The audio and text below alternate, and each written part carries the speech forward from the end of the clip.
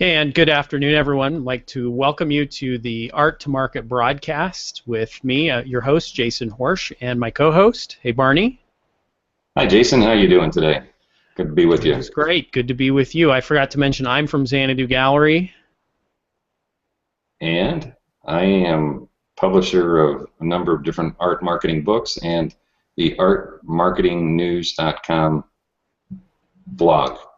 But everyone already knows that already. We're all good friends here, so we'll just roll with it. And I'd like to start off apologizing for the change in schedules today. We had some shifting schedules that we had to deal with, and so we're here a few minutes early, but we'll be recording this session for all those who miss it. And I've got sound going in the background here. Hold on here. There we go. So we're excited for today's topic. Barney and I got together last week for lunch, and we're kind of going over the calendar and scheduling. And at first, as we were talking about this, expanding your product line, your art product line, we kind of had some discussion about, okay, what is this going to encompass and what's it going to entail? And we weren't sure at first how much there would be to cover. But even in just a few minutes that we were talking about it, it kind of opened up for us, and so we had to kind of shut ourselves off so that we wouldn't burn out all of our creative fuel sitting there at lunch, and have saved it for you here today. So we're going to be covering this topic, and from the questions that you've all sent in, it looks like this is something that you've thought about before and have a lot of interest in as well. So I'm excited to dive into it. That sounds like a plan to me, Jason. Go ahead, Barney. Sorry. That's all right. You go ahead. Well, so let's begin this kind of at the beginning, and with some experience that both Barney and I have in relationship to expanding your line. I thought I would start out by mentioning a couple of examples from artists that I have worked with over the years who have done exactly what we're talking about today, expanded beyond their initial product line, if you will. And I know that using the words that we're using, product line, it sounds like we're talking about a corporation instead of art. But I think the principles that we're going to be talking about, this is the only way we can the only verbiage that we can really use here. And so, like I said, I want to share a couple of examples of artists who've done this. One of them is an artist that I work with here in the gallery, here at Xanadu Gallery, Dave Newman, and he does, his primary focus is collage, kind of Americana style, 1950s nostalgic looking work, and he's built a very successful career kind of sharing that imagery with the world and has sold a lot of work. But he has approached kind of expanding his product line in a couple of different ways. He does custom guitars for Fender, for their custom shop. He has done posters that he sells out of his small gallery space up in Prescott, Arizona, and online. And then he's also done some, I'm not sure if it's licensing per se or if he's just expanded some of his imagery onto other products and has sold those. And I know a number of different artists who've taken that approach. I also work with an artist named Guy. We're featuring him in a show right now, and he started out as a painter, but his imagery was so popular, and he started to have this vision that he could expand beyond just painting, although he still obviously does painting. But he started doing sculpture, bronze wall reliefs, using the same imagery that he uses in his paintings. And that allowed him to reach an additional audience and kind of expand both his product line, but also allows him to express himself in more ways. And so there are just a couple of quick examples of some ways that artists that I work with have expanded their product line. Barney, do you have any examples or some other ways that artists might expand their product line? Well, sure. Let's talk about me, for instance, my favorite topic. Just kidding, folks. I got into this whole thing of advising artists as a result of 15 years of working with Decor magazine, which was a magazine that went out to art and picture framing retailers. I sold advertising and trade show space for the magazine and Decor Expo. As a result, I was in constant touch with many of the top art print publishers and art self-published artists worldwide that wanted to use our magazine and shows to get to retailers who would buy their work from them. So they were in the reproduction market to begin with, and that's a perfect example of how you can repurpose your art to do something else with it. In fact, when I left there a couple of years later, I wrote my first book titled How to Profit from the Art Print Market, and that book was an effort to help artists learn how to extend their income from an original. If you paint an original and sell it and don't do anything else with it, you've earned one income from it. If you paint an original and do something else with it, like publish it as a print or limited edition print or posters, giclée, in any reproduction form, you get a secondary income stream from it, and then that often leads to another type of income, which is licensing. In effect, you are licensing your work when you send it to when you work with a poster publisher, but within the business, they don't call that licensing. It's anything that's not 2D flat art that goes on the wall.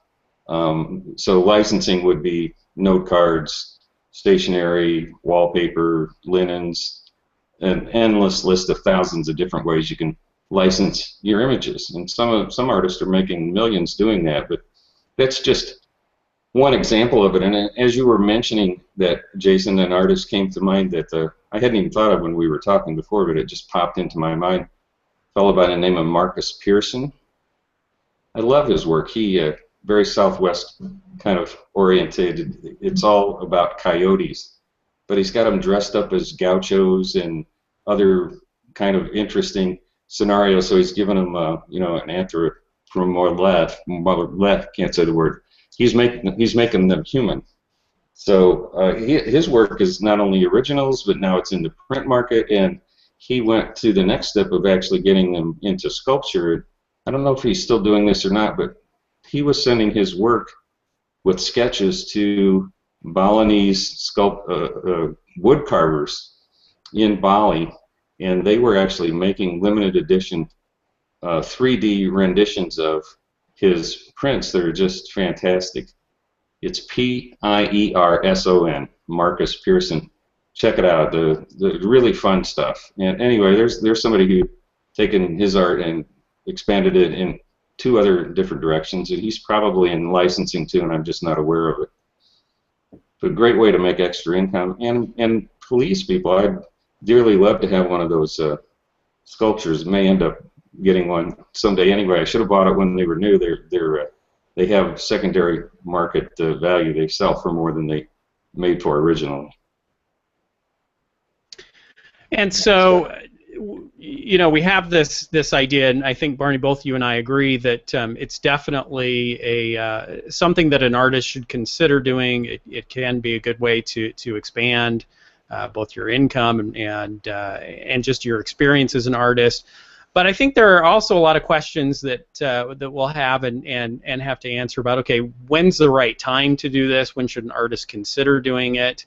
And I think also there are some potential risks to expanding, both in terms of the speed at which you expand your quote product line, unquote, and there's a very real risk that reaching out into these other ventures could take away from the core body of work that you're doing. And so I think that as you contemplate doing this, and I think many of you have contemplated doing it, you really have to kind of balance and figure out what's right for you. I don't know that there's necessarily a right answer, some kind of formula that an artist can use. When you reach such and such a point, you're going to be ready to expand your product lines. But you just need to have some realistic goals. You need to assess your career and your sales. And ask yourself, at what point would I be ready to consider expanding my product line, and what are the implications of that in terms of a commitment from me? If you think about it, what you're really doing is starting a kind of second business, or second or third or fourth business, and so you already know perhaps what it takes to make a successful business as an artist, or you're working toward that. Now imagine multiplying the time and effort and energy that's required to sustain any of these other businesses. Sometimes it just happens naturally, and as Barney was talking about, some artists kind of the opportunity presents itself and they're able to pursue that. But you know, I think Barney and I are both advocates of making your own luck happen, and so you'll want to be looking for those opportunities as well, and just making sure that that you're ready to do that. So I guess let's talk about that a little bit, Barney. When would an artist know that she or he is ready to expand a product line? I think I mentioned it in the book, How to Profit from the Art Print Market, at least as far as painters go. If your work is in such demand that you can't, pardon me, that you can't keep up with it, that's a good indicator. If your work is increasing in prices and you're losing some of your lower end buyers that have been loyal to you over the years, adding a print line in makes sense. So those are two very good reasons. And an inverse of that is if your original art is not selling well, expanding the line isn't going to help. You've got to dial in first that you have work that people want to buy, and if your work is starting to become more and more in demand, then that's an excellent time to consider moving into the print market or into the licensing market. Another reason would be that you just want to do it. You know, maybe you were motivated by looking at somebody like Paul Brent, who's a Florida artist that does mostly tropical type of scenes, and he went from the poster business into the licensing business and does literally millions of dollars a year in licensing. Or somebody, you look at the story of somebody like Mary Englebright, who's done over $100 million in licensing of her work. And that's really motivating to some artists who want to do that. Other artists have had all along concerns, and I get this question fairly regularly: will it ding my reputation if I start doing something else with my art that maybe isn't as serious as being in a gallery or what have you? My usual answer to that is Picasso, at the height of his career, had reproductions of his work being sold in Sears stores, open editions. So I think it comes back to something we've talked about many times before, Jason, and that is branding and self-promotion. If you're in charge of your branding and you take control over how you are perceived in the marketplace by doing the right things, and this isn't the forum for going into that, but you don't need to worry about that. If you're acting with integrity and authenticity, you can be in multiple markets and it's not going to hurt your reputation with one over the other. Maybe if you're trying to get in the Metropolitan Museum of Art, but anything under that, don't even worry about it. You have a right to make a living. You be proud of what you do and make the best art no matter what format it is in, and really just turn your deaf ear to naysayers. They've got nothing to do with your success at all. I agree. I'm going to second that sentiment from the gallery perspective. I think and I too hear this concern quite a bit. You know, is it going to make me seem too commercial? Is it going to hurt my reputation? And from what I've seen of the art market, the only person that it's going to hurt your reputation with is you yourself. Artists, I think, tend to perhaps be overly analytical or overly critical, or maybe just overly sensitive to this concern of am I damaging my reputation? Am I becoming too commercial? And I think that's not necessarily a bad thing at all that you have that concern. But I think just the fact that you're asking that question tells me that you are going to have a sense of how far you can take it before it becomes too, quote, commercial. And so from the perspective of working with collectors and their reaction to an artist who perhaps does prints or reproductions of some other kind. I have never seen it. I mean, in fact, I've never really had a collector even ask the question, you know, does the artist do prints? If anything,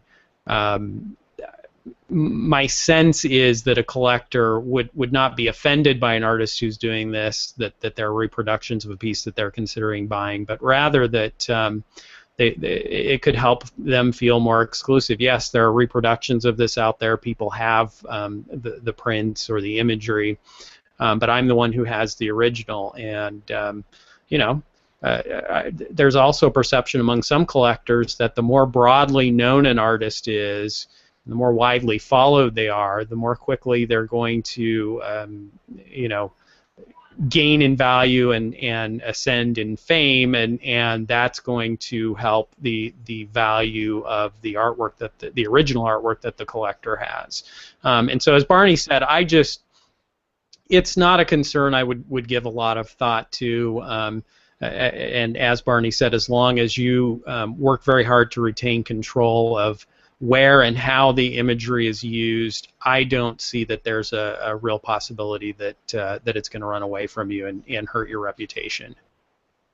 The art business is weird or different in some ways, because you don't hear about starving artists in filmmaking or in writing books in terms of, you know, you've got to really just live this gritty, bare subsistence lifestyle before you can write the great American novel or create a fantastic film. And you know, so there's that concept, starving artist, and then there's this other one that drives me crazy too, and that's selling out. This artist sold out.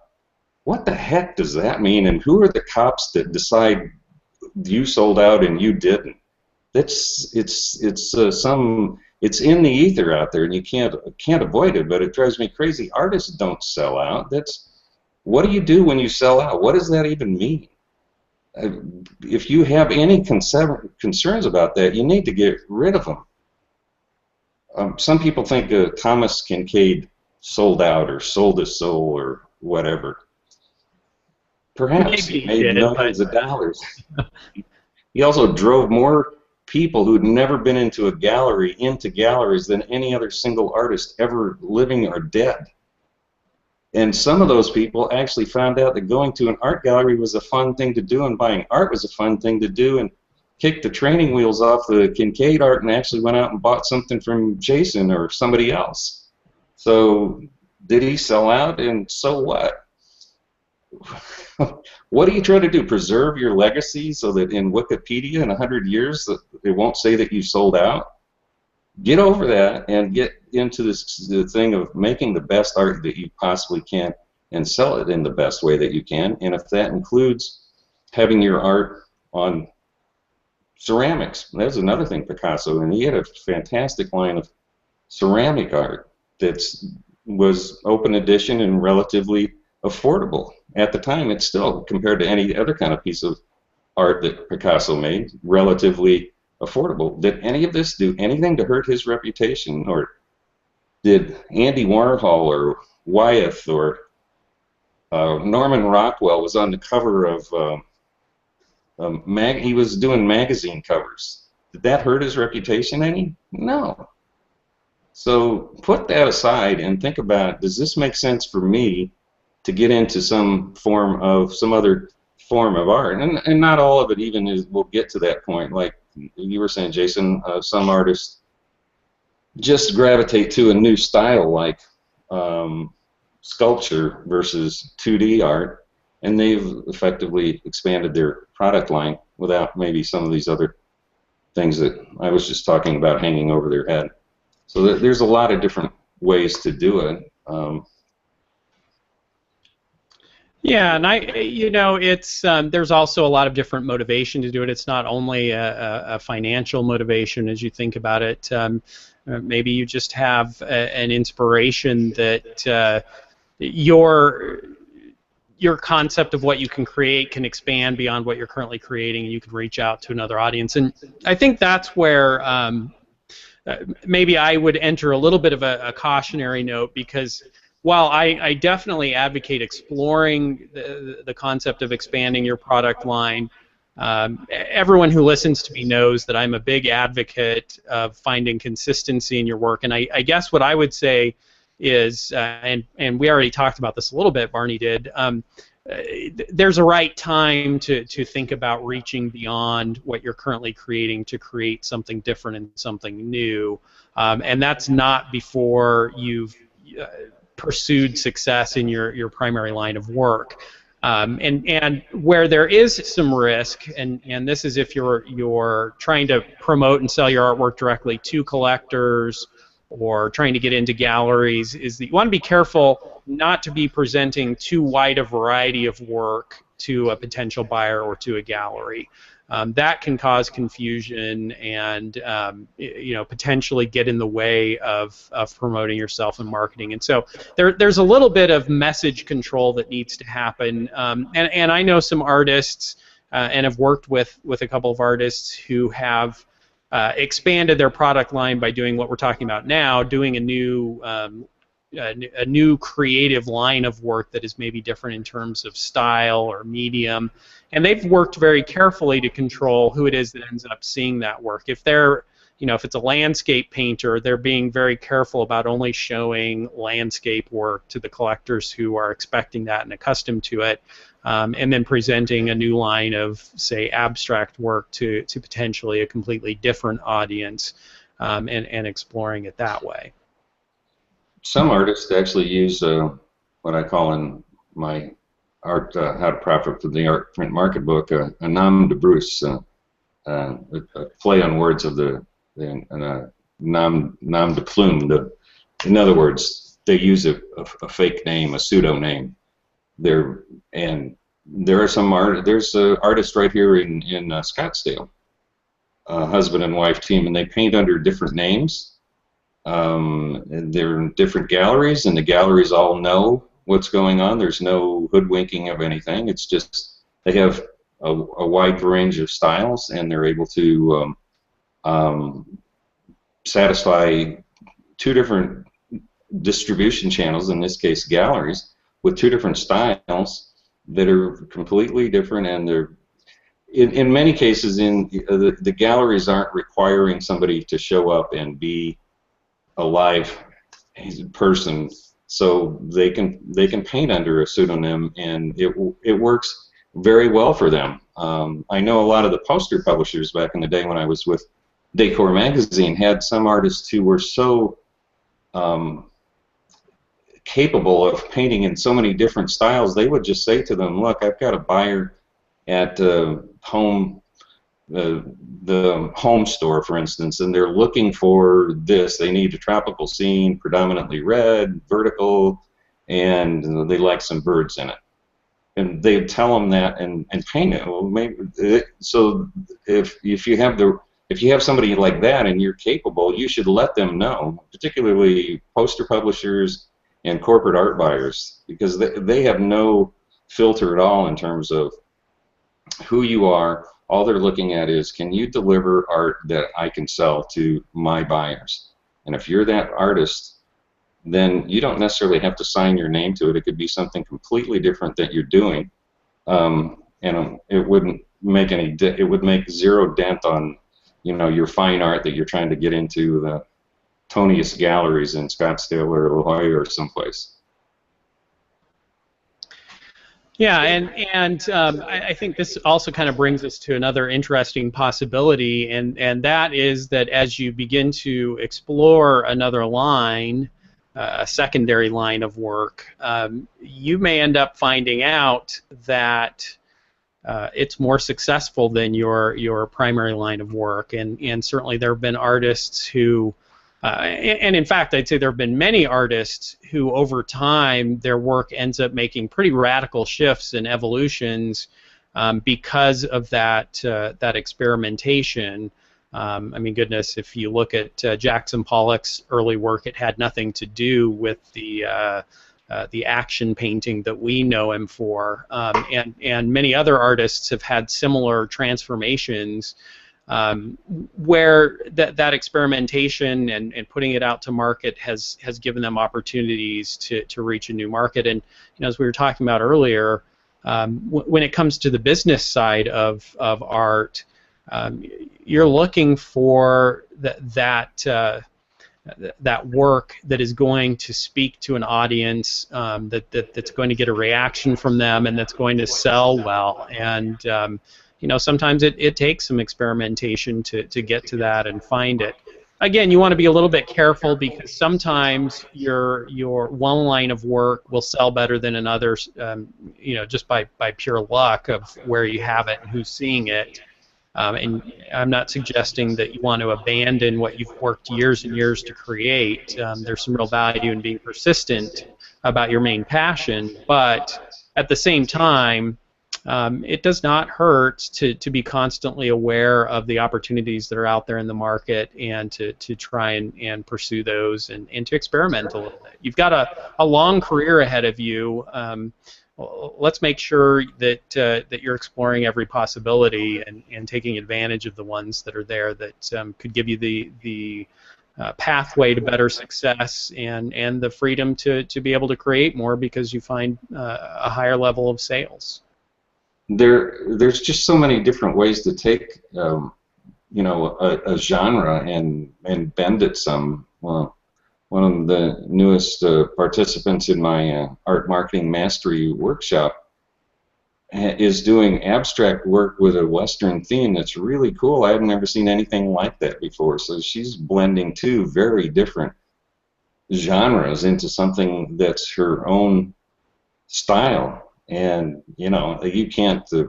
That's creativity at its highest point. So there's that thing where you don't necessarily, you might stay with something that's thematic, like you were in Western art, but you want to explore abstract. Why not try to see if you can blend those in a way that's appealing and fun for you, and different and exciting for your potential collectors and galleries. I would say this: I'm all for experimentation. I think it's worth saying that don't jump from painting pet portraits to abstracts to seascapes one right after another.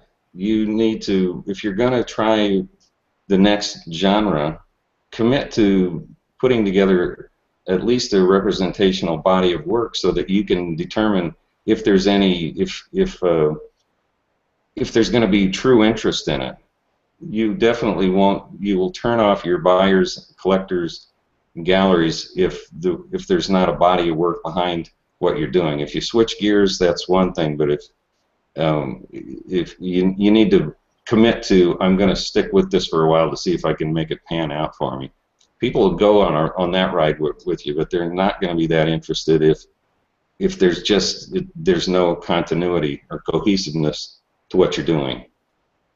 Yeah, if you are jumping from style to style and body of work to body of work on, if it becomes a serial kind of thing where every couple of weeks or months or whatever you're just changing and doing something new and different, that's where we're leaving the realm of pursuing a possible second or third body of work, and we're entering into the field of being inconsistent. And that's exactly the balance I was alluding to earlier, is that you've got to... I've long been an advocate of building a good body of work before putting it out in front of the public or presenting it to galleries. And I would encourage you to think in terms of 30 or 40 or 50 pieces before a new line of work were ever shown the light of day. And as you know, that's going to take some commitment on your part, and especially if you have another line of work going, it's going to take some concerted effort on your part to sustain those two lines of work. And so this may be something that occurs over the course of a fairly long period of time if you're exploring something new that way. And that's where doing the other approach that we talked about, licensing or prints, has an advantage in that you can continue to focus on your core body of work while at the same time multiplying your exposure by taking advantage of technology and marketing, doing reproductions that you simply can't do if you're trying to build a completely new a new course and a new line of creative style in your work. This is slightly off point, but it's in the realm, so I'm just going to throw it out there because a lot of artists, I think, have questions about it when they decide to get into the print market. One of the beauties, in my opinion, of the advantage of digital printing, there's numerous advantages of them. The first and foremost is that there's no inventory. Before digital printing, if you were going to get into the reproduction market, you made a serious commitment financially to, I'm going to print 1,000 pieces of paper here, or I'm going to run a serigraph of 150 or whatever. It didn't matter. The cost to ink up the presses and run it and buy the paper, it was a serious commitment, and you were stuck with that image, and you were stuck with that size, and you were stuck with that substrate. All of those things you were locked into, so that meant you really had to hustle and have a pretty good confidence that you're going to be able to sell that work, and at least enough to get your money back. And I can tell you that that wasn't the case. I knew lots of publishers and lots of self-published artists. There's one in Utah that I know that published his wife's work. They had over $250,000 worth of her art sitting in a garage at their house. You know, just killing them financially to carry all of that inventory. And then digital printing came along, and it really eliminated that. But a lot of artists still get stuck in the feeling of I should make it limited edition. To me, that doesn't make any sense. And there are those who are very strong proponents of selling limited editions in the Giclée digital printing format, and I get that. I don't want to argue with them because they have their opinion. I just have mine. And the thing about digital printing is that it gives artists for the first time the ability to match the need of the buyer. If I'm a buyer and I love your work, and it's a massive piece and I don't have room for it, but I want to own it, and you only have one other size and it's a print and it's a relatively large print, I can't buy the print. But as a digital print, I could say to you, is it possible that I could get that in a 16 by 20 instead of a, you know, whatever the aspect ratio is, 32 by 40? With digital, you can say yes, but if you have the print limited, then you really start gunking things up. What's limited? Is it the size? Is it the substrate? And so forth. So I'm a strong proponent of, if you're going to go in the digital printing of your images, take advantage of the fact that you can deliver to the buyer for the first time in history, just in the last few years, really, whatever they want. Depending on how flexible you are, it can be the same.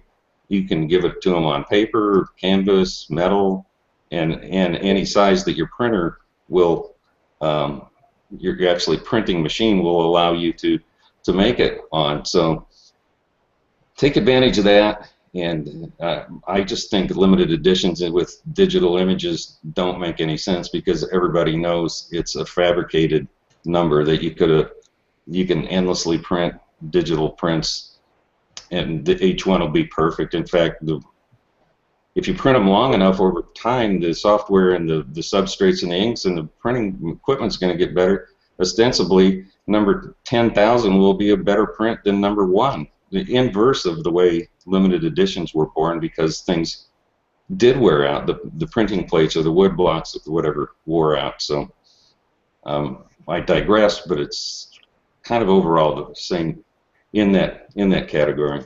Think about not limiting your editions, and think about the flexibility it gives you to sell more art and satisfy a customer's needs, instead of forcing something on them, or just losing the sale altogether because you couldn't accommodate what they were looking for.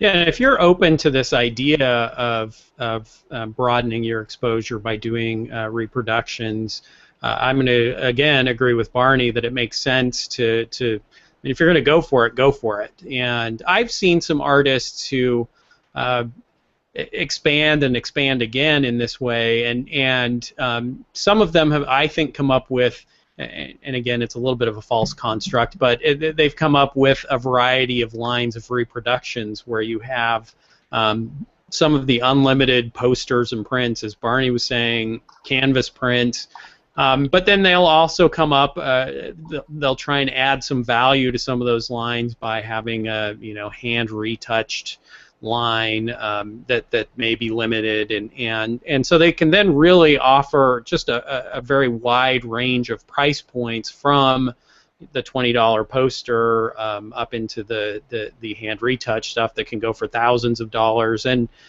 you just kind of see a spectrum then from the very low end up to the originals, which may be selling at incredibly high dollar amounts. And by doing that, not only do they reach a broader market, but now they just by the sheer numbers game, they have an inventory out there that is going to turn over for them. And if they can turn over that inventory on a regular basis, the numbers just really start to compound and work in their favor over the course of time. And so I agree with Barney that if you're going to do it, go for it, and find creative ways to reach out to your audience and give them what they want. I think the other thing to consider is, and maybe a question that many artists would have is, okay, what is the right approach to take towards starting this process, and what kind of product should I consider expanding into, or what kind of experimentation?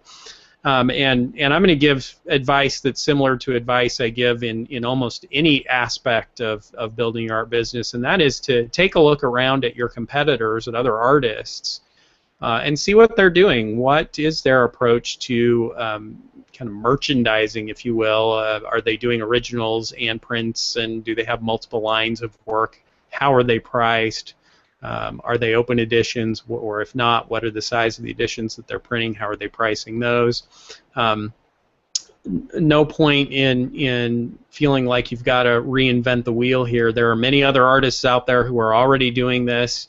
Take advantage of their experience by watching what they're doing. And I would even say, some of these artists, if you were to reach out to them and say, hey, I admire what you've been doing here. I've been watching you for a while.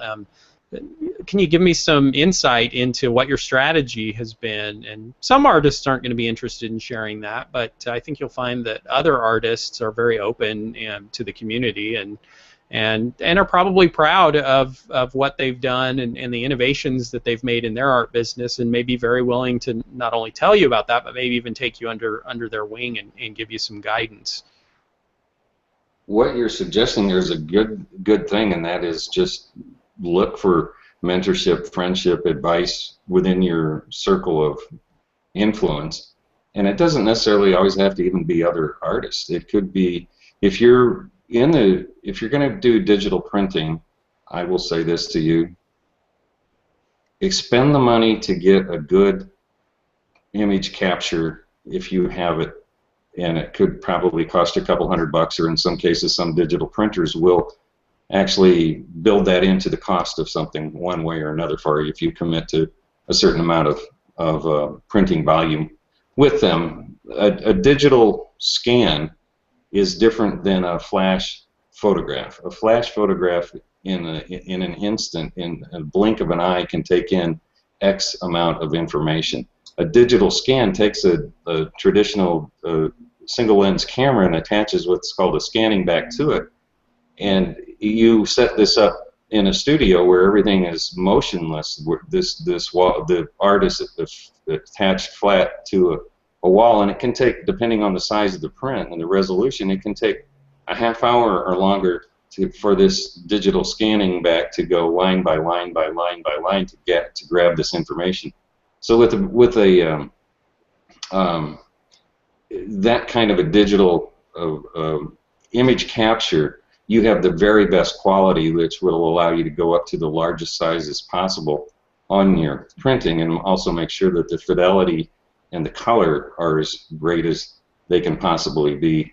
So I digressed from the point, which was, if you're going to work with digital printers, guess what? They work with a lot of other artists. They are a resource for you. You should be picking their brain in terms of what are other artists doing? How are they getting their work out there? What sizes? What substrates? What's popular? What subject matter? Someone like that is working with dozens or maybe even more artists, has a feel for this kind of art. This art keeps selling more and more and more. Maybe they won't tell you the exact numbers on some art, because that might be something crossing the line, but they can give you suggestions for this type of art, or this color size, or this paper are going out there. And there are other people, there are other vendors, anybody who's dealing with more than one artist has some opinions, they're getting in information. If you can take that in, befriend them, and then get them to share that information with you, that's a great way to do market research, so you're not just doing, you know, Kentucky windage and hoping that what you guessed on is right, when you could have actually just asked around and dialed that in much closer. Great way. Good suggestion, Jason. So I think I've covered all the main points that I'd hoped to hit on. Did you have anything else you wanted to hit before we got into some question and answer? I think we could just keep beating it around. We could talk about different, you know, styles, but it's essentially it's going to be, are you going to get into some other, like, sculpture to 2D painting, or then are you going to get into different styles, like go from abstract to doing equine art? It still kind of comes back to the same sort of answer. So I'm going to say let's just move on to the questions. And you know, you said something though that made me just gave me a little bit of a pause, and that is that you know, if you're thinking about expanding your line, or you know, this wouldn't apply to reproductions per se, because those obviously you start to get some scale going. But I also think that if you're considering trying a different style or subject matter, I would encourage you to think about moving in the direction of, you know, here's something that I can create that is fun, it's energetic, it's something that's easier to produce than my current line of work, so it allows me to produce more of that work. And I've seen a number of artists who do this, where it's almost as if their second line of work is a bit of a break or a release from their main body of work. I'm not sure that it makes sense, you know, if you're a landscape painter and you work very hard at that, to then say, no, you know, now what I'm going to do is start doing these incredibly detailed gold-leafed engravings that take thousands of hours to produce. Moving in that direction, I think, can only lead to frustration. So I guess what I'm advocating, and I did a post on my blog about this not too long ago, is kind of thinking about something that you can scale up and create a kind of bread and butter line of work where you're able to start getting some economies of scale, but also you're able to produce it in kind of more of a regular and maybe even almost production, you know, factory-like fashion. And again, I think probably we're going to have some people listening to this broadcast who are going to be completely turned off by this whole idea, and that's fine too. Some of you are going to decide, yes, I could do all of that, but my intention is to pursue my core body of work, to be faithful to that.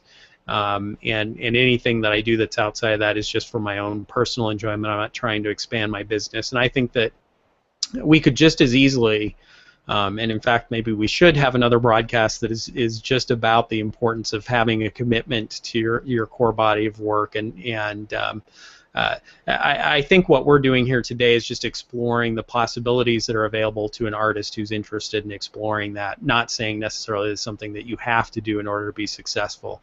Barney, both you and I think, could point to examples of artists who've been very successful because of their single-minded devotion to a core body of work that you know, that doesn't necessarily have much variety at all in the terms that we're talking about today.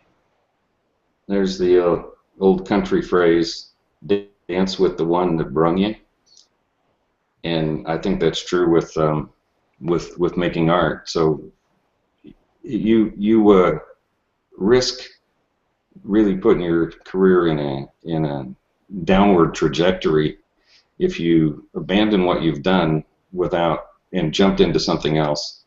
I think you'd be better off segueing or running dual tracks on things and experimenting with the new stuff before you have just shut the door on what you were doing, unless you just reach that point in your life where you don't care anymore and it's okay. I'll take the hit. If I need to take the hit, I need to take the hit, but I don't think that's most artists. Something as you were talking that came to my mind, Jason, was you're right. Everybody's going to have a different perception on this. And some are going to like the idea of it. Others are going to really be turned off by it. There's no good or bad here, and don't look down on somebody because they do or they don't decide to do something. That's their personal decision, and you shouldn't be judging them on that. And likewise, if you're making a move, don't let yourself be influenced by what other people who really have no impact on your career have to say about what you're doing, other than them just making noise. It's not going to affect your career, so don't let it affect your emotions or your thoughts. Just pursue along the lines of those things which you feel are best for you and your career at the time. Yeah, you're the only one who can decide ultimately where you want to go and what you want to accomplish. So, well, let's dive into some questions, and I'll mention there are a couple different ways that you can ask questions. If you're watching the video live, there's a Q&A box. It should just be a small link in the upper right corner. Of course, Google's always moving things around, so even as we speak, it may not be in the upper right corner. But it's a Q&A box that allows you to type right into the video chat. And then also over on my blog at red.blog.com, there's the post for this session, and there is a chat box there where you can ask questions. And we already have a number of questions that have come in through that. So let's start there. The first question, and Barney, I'm probably going to let you take this one first, and it's from Jenny Bates. She asks, what's a good guideline of giclée or print prices to original price for paintings? I think, in other words, and we hear this question a lot, is there some kind of good guideline as far as the relationship between the pricing of originals versus reproductions? And is there an industry approximate standard of licensing, for example, vinyl wraps? I'm not sure I follow that question. Let's start with the pricing question before we get to the rest. Well, the smart aleck answer would be less. There isn't a ratio per se of if your originals sell for $4,000 that your giclée should sell for 20% of that, something like that. It really comes down to doing research on who are you competing with, and where are their price ranges. I'm a big advocate of the Goldilocks theory. We're the third rock from the sun, and that's why we are in existence. I won't get into a science discussion here, but the Goldilocks theory is there's three choices. It's too hot, too cold, or just right. So your pricing on your giclées or anything else, really, in my opinion, should be just right. That's where you're going to find the largest potential buyer source, the fewest questions about why is this so much cheaper than other prints that are similar in the same market, or why is this so much overpriced compared to other prints. You don't want those questions even coming into play. You want to be in that sweet spot where somebody looks at it and goes, that's competitively priced, I like it, I'll take it. So that's the thing to do. A lot of what we've been talking about today, your decisions moving forward should be based on research. I'm also a big advocate of being a student of the art business, knowing who your competitors are, knowing what the distribution channels are, galleries, online sites, and so forth, and examining them so that you have a good idea of what's going on. The more type of information you have like that, the easier it is to answer questions like, what price should my prints be? I'll give you a tout here. I wrote the book It's an ebook available on Amazon or off my barneydavey.com website. How to price digital fine art prints, and I interviewed 9 other industry figures who are experts in their own field, not all chiclets, and asked them a series of questions, and then printed their answers in the book. So you would get some slight differences of opinion, some contrary opinions. But the book will, if you read that book, it will help you more easily come to an answer in terms of what you want to price your prints at. But use the Goldilocks theory, do the research, you'll be fine. I don't think there's a huge correlation between originals and prints. I wouldn't start there for sure.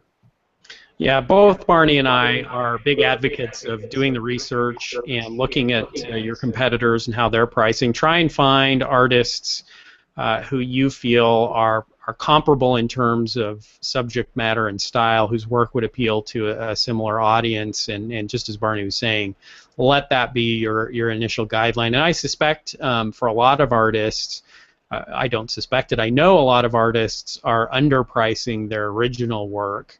And so if you were to try and build some correlation then from your original to your reproductions, you're going to be underpricing those as well. And so it all starts with looking at the market and thinking about the context where you're going to be selling that work and how things are priced there, and then trying to price accordingly. And I will just mention that I'm an advocate, kind of another angle of what Barney was just talking about, looking for what's just right. I'm an advocate of not being the highest priced or the lowest priced in any market, and so that's another area where you need to think about trying to come in just right.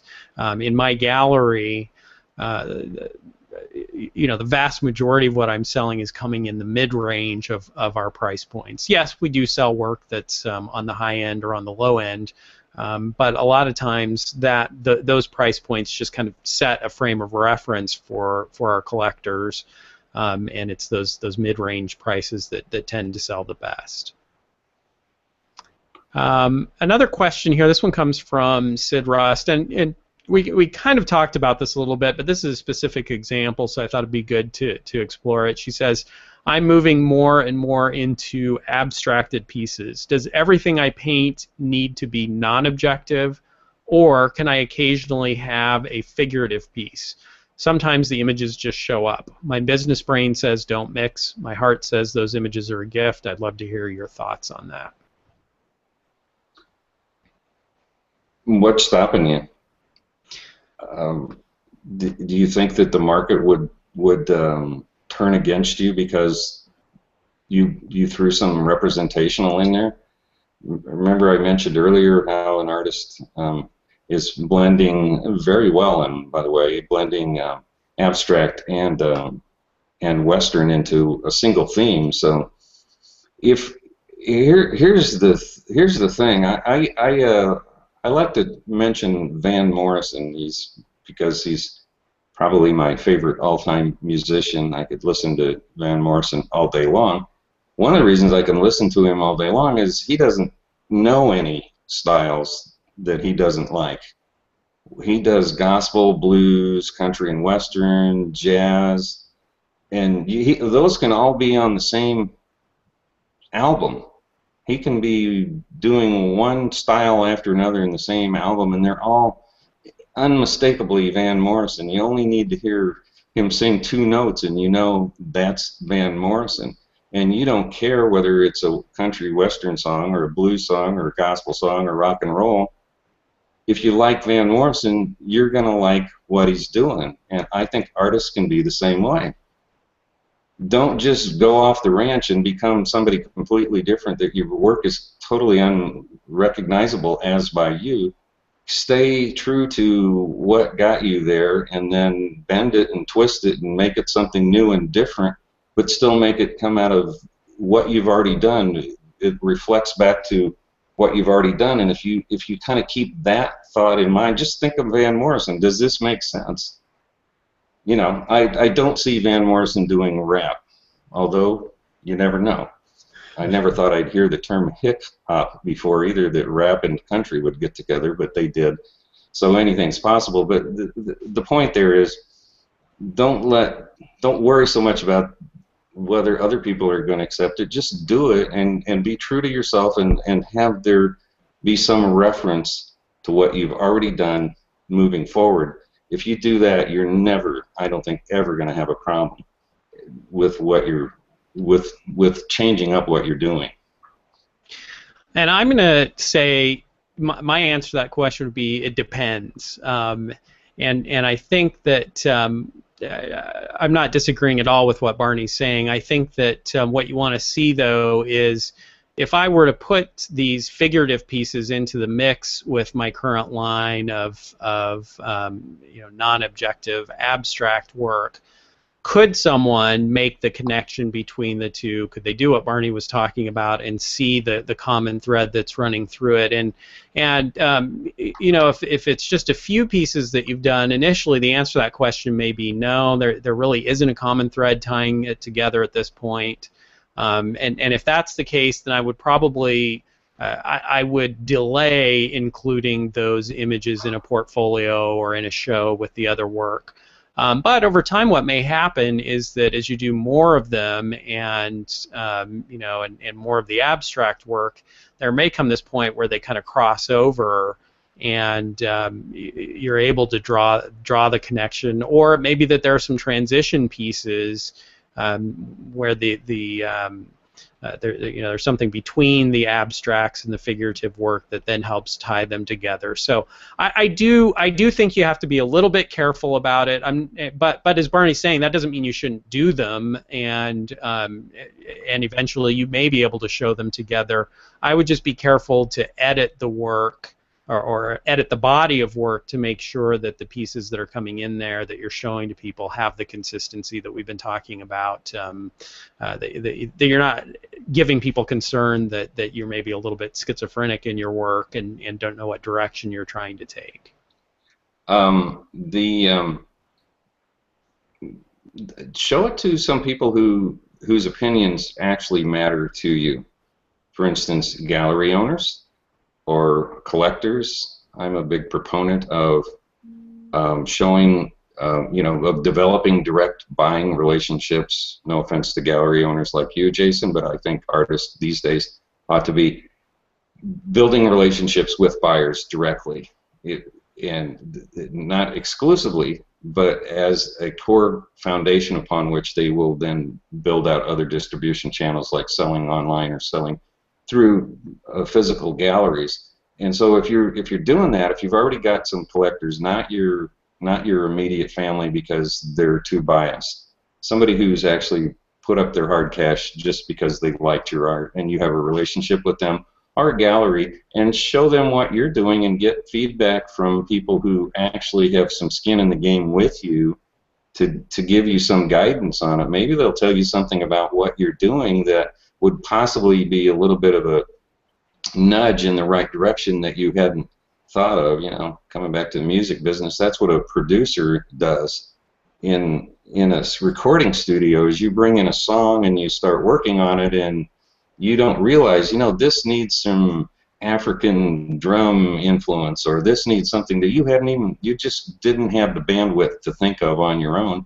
So get qualified opinions from people who actually matter to you and are familiar with your work and like it. That will help you make the right decisions. We've done it again. We have run right through an hour, believe it or not. And this is really, it's been an interesting conversation. It's also an important topic, and it's one that I'm sure will continue over time. I'd like to encourage those who are listening, if you have had some success in expanding your product line, I'd love to hear about it, and a great place to do that would be in the comments on the post that's on the blog.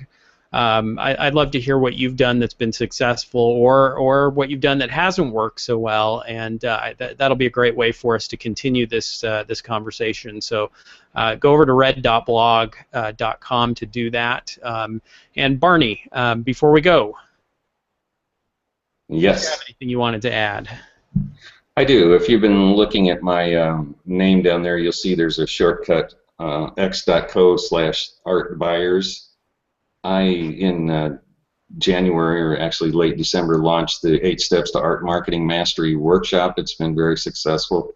Got dozens of artists from all around the globe who've joined it.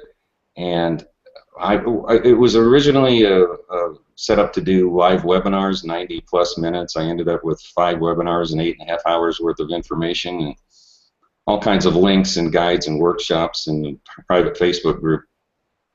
I realized that there's a better way to present that information. So instead of these intensive 90+ minute webinars, I'm breaking it down into very small bite-sized pieces so that you can just consume what you need to know at the moment, whether it's about email marketing or blogging, and something like that might have 5 or 6 shorter videos involved with it. So I'm moving it all forward into a completely different website, a completely different format, redoing it all.